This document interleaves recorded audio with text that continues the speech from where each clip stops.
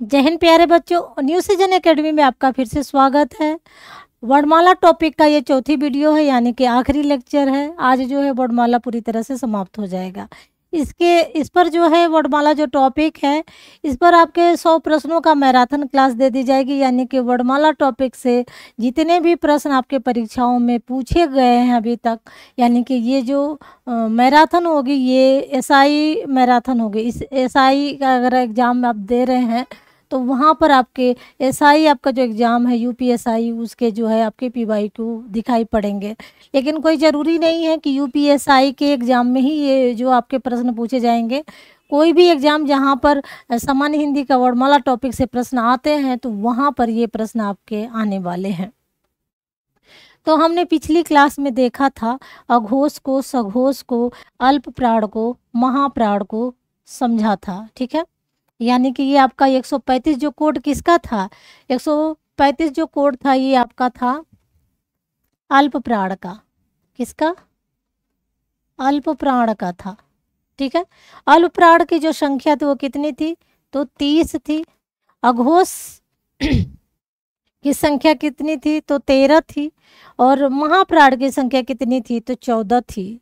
अगर हम एक जगह इकट्ठा करके इसको लिखते हैं तो अघोष सघोष करते हैं। अगर हम यहाँ लिख लेते हैं अघोष, अगर हम यहाँ लिख लेते हैं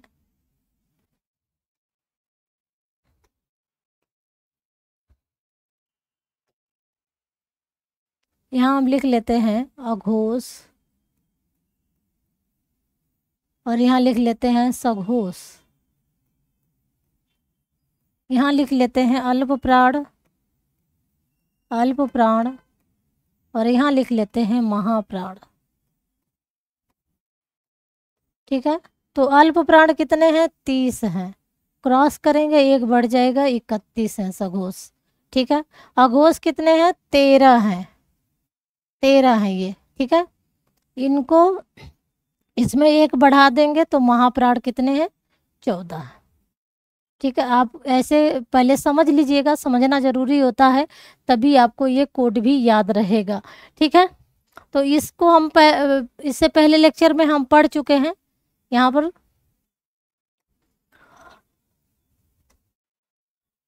ये सारा चीज़ भी हम देख चुके हैं। हाँ से भी कितने प्रश्न बनते हैं ये भी हम, इस पर भी चर्चा हो चुकी है। सूत्र आज हम देखेंगे। सूत्र आपके परीक्षा में अगर जितने भी व्यंजन हैं उनका अगर सूत्र पूछ लिया जाए तो किस तरह से पूछा जाएगा। सूत्र जैसे देखेंगे, नासिक के व्यंजन जो पंचमाक्षर हैं उनका सूत्र क्या है? तो अमंगड़ ना नाम नासिका च। ठीक है, और जो आपका कंठय वर्ण है इसका सूत्र क्या है? तो अकुह विसर्जनीया नाम, यानी कि यहाँ पर अ और आ, क वर्ग यानी कु से कु, क वर्ग भी इसमें आ गया, विसर्ग भी आ गया, इसमें ह भी आ गया। ठीक है, तालव्य व्यंजन का सूत्र है याद करने का, ये ईचु यशा नाम तालु, यानी कि यहाँ पर जो ई है स्वर का और य और श है, इसके अलावा जो तालु च वर्ग है वह तालव्य व्यंजन होता है। ठीक है, हम मतलब तालव्य वर्ण होता है कि उसके में स्वर और व्यंजन सब मिश्रित है। आप देखेंगे अगला जो मूर्धन्य वर्ण है इसमें जो है ऋतु रसाणाम, ऋतु रसाणाम यानी कि मूर्धन्य वर्ण है, जिसमें आपका री आ जाएगा, श दिखाई पड़ रहा है, आपका र दिखाई पड़ रहा है, और इसके अलावा टू यानी कि ट वर्ग भी दिखाई पड़ रहा है। ठीक है, सभी उच्चारण स्थान हम स्वरों और व्यंजन का उच्चारण स्थान दे, ये विद्वानों ने पहले याद करने के लिए संस्कृत में ये सूत्र दिए गए थे, जो कि जो टीचिंग एग्जाम्स होते हैं वहाँ पर जो है हिंदी के एग्जाम्स में पूछा जाता है। हो सकता है कि आपकी परीक्षा में भी पूछ लिया जाए, तो एक बार आप इसे देखे रहेंगे तो ये प्रश्न आपका गलत नहीं होगा। दंतय की बात करें तो दंतय में लि तुलसा नाम। ठीक है, तो त वर्ग इसमें आ जाएगा, ल आ जाएगा, लि देखेंगे तो संस्कृत में प्रयोग होता है, ये भी सूत्र में आए, चूंकि ये सूत्र जो है संस्कृत के विद्वानों ने बनाया हुआ है। आगे देखेंगे क्या है, कंठ तालव्यस्वर। कंठ तालव्यस्वर का क्या है? तो ए दैतो कंठ तालु, ए दैतो कंठ तालु जो है क्या है, किसका सूत्र है? ए और ऐ का सूत्र है। कंठ तालव्य स्वर कौन कौन से होते हैं? तो सॉरी, कंठ ओष्ठ्य हो जाएंगे ये, कंठोष्ठ्य।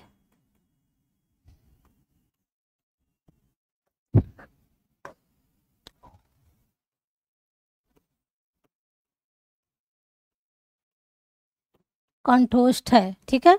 जो आपके कंठोष्ठ्य हैं, उदात्तो कंठोष्ठम, उदात्तो कंठोष्ठम, इसमें आपके ओ और औ आ जाएंगे, ठीक है। याद रखिएगा आप, कंठोष्ठ स्वर का सूत्र क्या है? उदात्तो कंठोष्ठम। और कंठ तालु का क्या है? उदात्तो कंठ तालु। तो ये आपका जो है खत्म होता है, ये वर्णमाला टॉपिक समाप्त होता है। इसके जितने भी भाग थे हमने सब पे देख लिया, सब पे चर्चा कर लिया।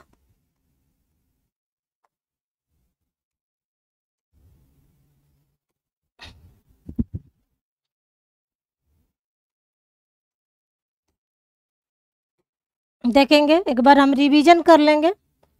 भाषा पे बात हुई थी कि भाषा जो शब्द है संस्कृत के भाष धातु से बनता है।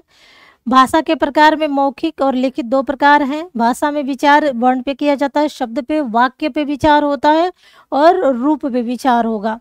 हिंदी शब्द से क्या क्या प्रश्न बनते हैं वो यहाँ पर हमने देखा था। इसके अलावा हमने देखा था कि वर्ड जो है आपका एक वर्ण जिसके टुकड़े नहीं हो सकते हैं और उसे वर्ड से प्रोसेस हो करके यहाँ पर जो है वाक्य कैसे बनता है, वाक्य यहाँ तक इस प्रोसेस को देखेंगे। और यहाँ से किस तरह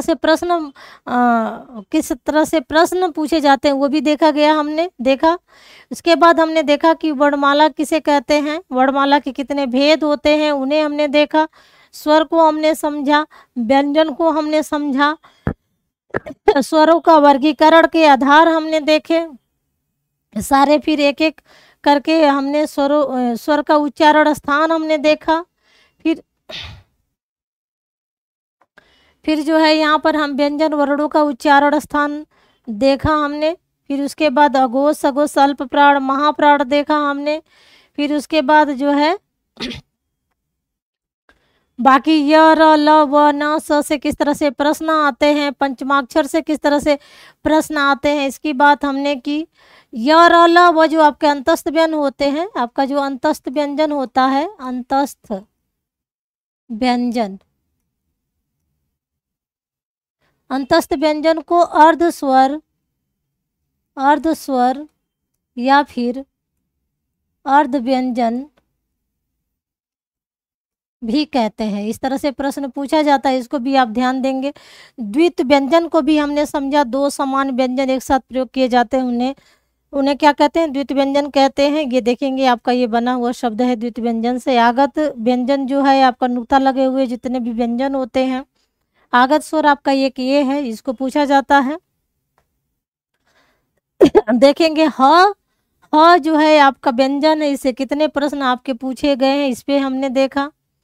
नासिक के व्यंजन को हमने देखा, इनके सूत्रों को देख लेंगे अभी हमने जिसको समझा।